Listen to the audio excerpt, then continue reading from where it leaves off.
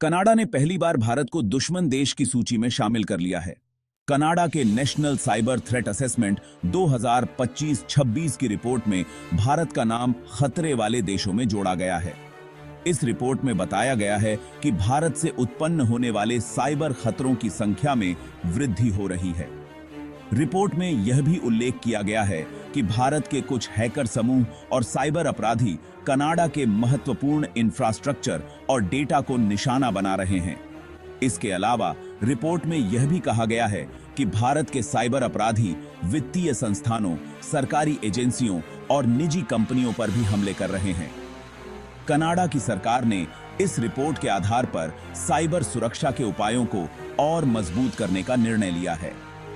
इस रिपोर्ट के अनुसार साइबर खतरों से निपटने के लिए अंतर्राष्ट्रीय सहयोग और साझेदारी की आवश्यकता है।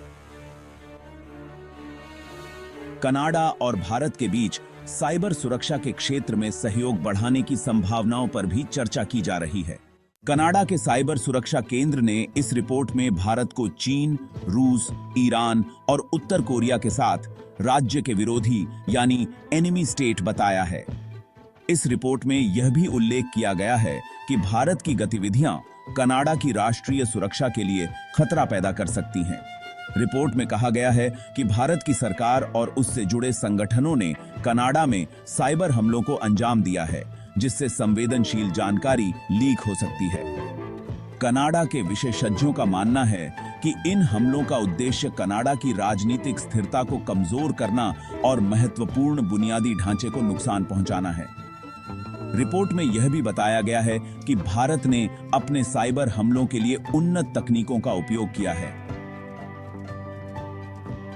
जिससे इन हमलों का पता लगाना और उन्हें रोकना मुश्किल हो गया है। इस रिपोर्ट के जारी होने के बाद कनाडा और भारत के बीच कूटनीतिक तनाव बढ़ गया है। दोनों देशों के बीच पहले से ही व्यापार और सुरक्षा के मुद्दों पर मतभेद थे और यह रिपोर्ट उन मतभेदों को और गहरा कर सकती है। कनाडा के अधिकारियों ने इस मामले की गंभीरता को देखते हुए अंतर्राष्ट्रीय समुदाय से सहयोग की अपील की है। क्या भारत कनाडा के बीच बढ़ते तनाव और हाल के घटनाक्रमों का यह नतीजा है? और क्या इससे दोनों देशों के रिश्तों में और खटास आएगी? हाल के दिनों में दोनों देशों के बीच कई मुद्दों पर मतभेद उभरकर सामने आए हैं।